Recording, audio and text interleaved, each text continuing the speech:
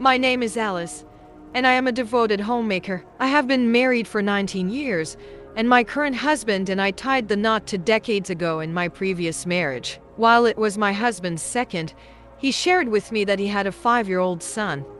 Initially, I contemplated leaving several times upon learning this, but ultimately, I couldn't bear to part ways with him. We decided to get married despite the challenges we knew lay ahead. Since our marriage, I have wholeheartedly embraced his child as my own. Raising him with love and care. When we got married, his son was 5 years old. While he did exhibit some typical rebellious behavior during adolescence, we never had intense exchanges like those portrayed in movies where he would claim, "You're not my real mom."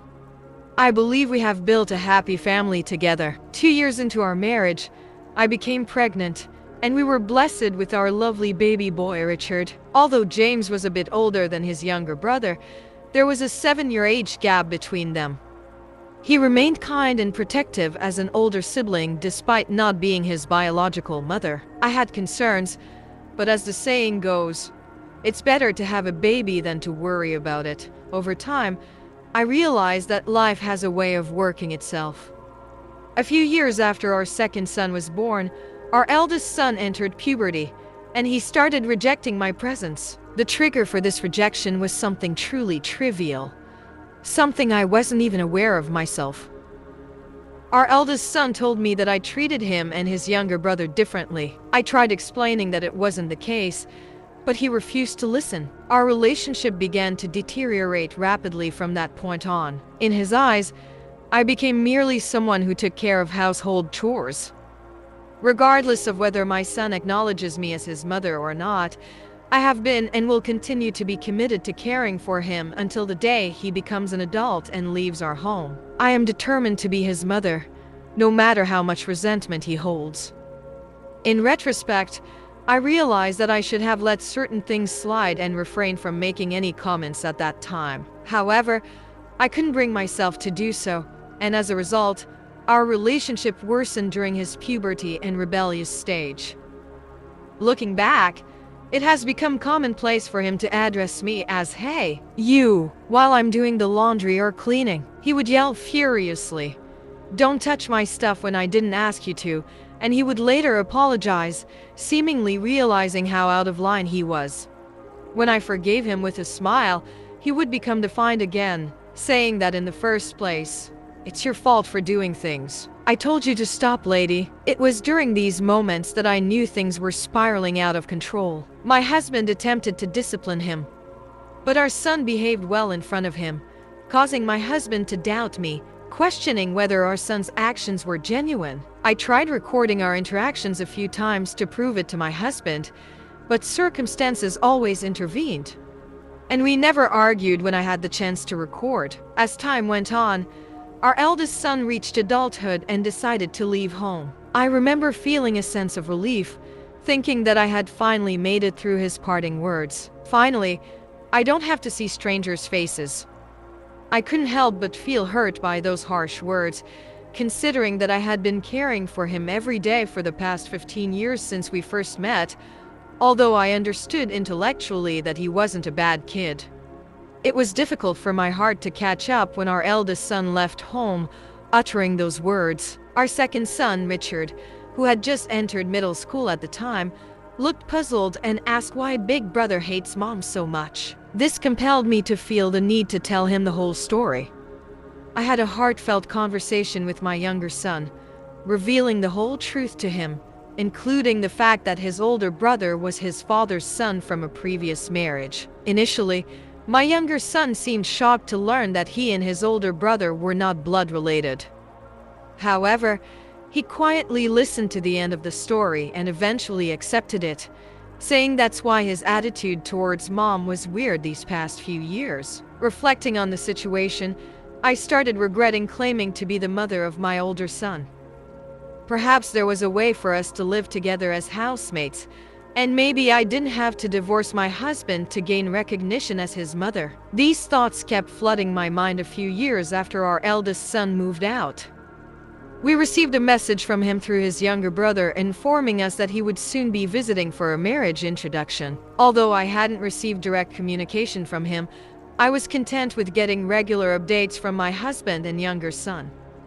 However, with the impending marriage, formal introductions became necessary, and we had to face each other again after meeting with the parents of the bride-to-be. We were left alone in the room, feeling the weight of the awkwardness that had accumulated over several years. The conversation shifted to whether I would attend the wedding, but my eldest son uttered hurtful words, saying, "I don't think of you as my mother, and I don't want you to attend the ceremony." Shocked, I responded, "Jennifer is the one who raised you to this point." However, he remained adamant, saying he didn't care and didn't ask for that in the first place. He blamed me for remarrying without considering his opinion and insisting that Jennifer was his mother. I couldn't accept that, and it broke my heart. In the midst of the confrontation, my younger son interjected, questioning his brother's terrible words towards me. He expressed his trust and disappointment, declaring his intention to sever ties with our house as he would be adopted into his wife's family, realizing that my eldest son had never considered me his mother. Not even once. I silently acknowledged his words with my worried husband standing behind me. I left the room determined not to cry in front of my eldest son, but once outside, tears streamed down my face. What had the past 15 years meant? I reminisced about when my eldest son was little, calling me mom and saying I love you with a smile. The wallpaper on my phone displayed a picture of my two sons when they were small, capturing a tender moment of my 7-year-old eldest son holding my newborn younger son. If I could turn back time, I would yearn for those cherished moments again. Those were good times, I muttered to myself. Deciding to leave the house, my younger son is now 18 years old and set to graduate from high school next year. He mentioned his plans to attend a university with dormitories, bringing a sense of relief to my responsibilities. I resolved to change my mindset and embrace the joy of living on my own. That night, I had a heartfelt conversation with my husband about our future and our eldest son. My husband sincerely apologized for never believing me and not realizing the extent of our son James' disrespect towards others. I assured him that it was okay, and acknowledged that my own parenting might have contributed to the strained relationship. Even though I had treated James as my own child, I now understood that he didn't want that. It was almost ironic to make a self-deprecating remark. I handed my husband the divorce papers, expressing my desire to divorce. Once our second son left the house, my husband asked if I was serious, to which I responded, "Of course, I would never joke about something like this." He acknowledged my decision, expressing his remorse for the pain he had caused me, but I assured him that he didn't need to apologize anymore, as I had never regretted marrying him. We professed our love for each other, and I asked him to take care of James and Richard for me. That night, I fell asleep peacefully in my husband's arms, just like we did when we were newlyweds. It was the first time in a long while that I could sleep soundly, comforted by the faint sound of his heartbeat. Several days passed since our discussion about divorce.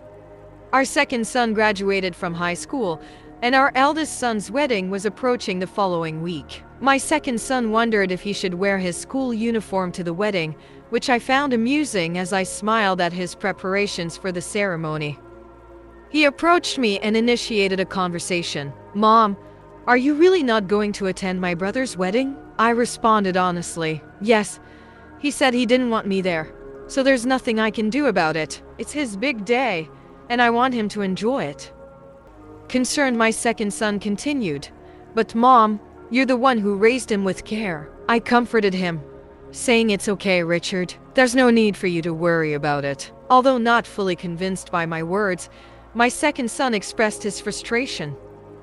It must have been difficult for him. He knew the genuine bond between his brother and me. The relationship I used to have with my eldest son, which seemed irreparable, has now reached a point where it's impossible to mend. I made the decision to leave the house, and the divorce was finalized.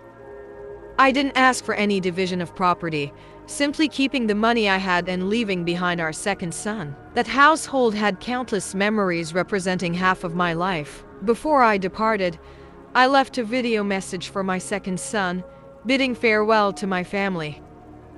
A week after leaving, I received news from my younger son that my eldest son's wedding had gone smoothly. I felt relieved and asked my younger son about his impressions of the ceremony. To my surprise, he responded that it was a total disaster. Since I had chosen not to attend a wedding in accordance with my eldest son's wishes, his statement momentarily stopped my thoughts, but I regained my composure and asked him to elaborate on what had gone wrong for some reason. He started boasting about it, saying, "You remember, Mom, how you were there for the initial meet and greet?" I replied that I did remember.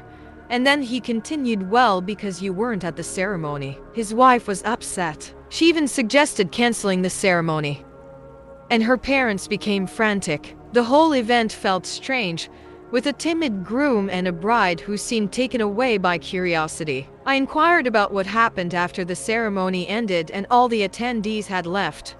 My younger son revealed that he had shown my video message entrusted to him to his older brother. Upon watching it, my older son started crying. I was taken aback, but my younger son continued, saying that his brother's wife became even more upset and questioned how he could exclude someone who had raised him with such care from the most important event of his life. As a result, they separated shortly after the wedding. The shocking news left me speechless in retrospect.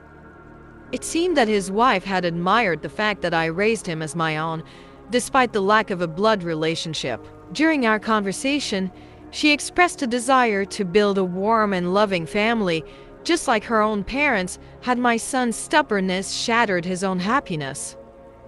Upon hearing this, I couldn't help but feel a sense of karma, especially because he had cried upon watching my video message. If he still had feelings for me, it brought me great joy. I immediately contacted my husband and, with a worried voice, asked him about the couple's situation. Uncertain about what to do next, my husband sought my opinion. I suggested giving our son a little push to express his feelings clearly, although I wasn't privy to the outcome of their conversation. My younger son later informed me with a smile that they had reconciled. I believed that everything would be okay from then on, and I was determined to truly leave them alone this time. One day my eldest son questioned me, and there was something he needed to discuss with me. I replied, "Yes, there is." I apologized for the hurtful things I said during the wedding preparations. Watching the video message reminded him that he had always thought of me as his mother. He genuinely expressed his love for me and apologized for his previous words, saying that alone was enough for me. I didn't need anything more. I thanked him for coming and commented on the photos I had received from my younger son, praising how great they looked. I mentioned his girlfriend Linda, remarking that she was a kind and lovely girl, and urging him to take good care of her and make her the happiest bride in the world. He promised he would. Then my son asked, "Mom, it might be asking a lot, but could you come back home?" I hesitated, unsure if his request was genuine or if he was manipulating the situation to make me reconcile with his father.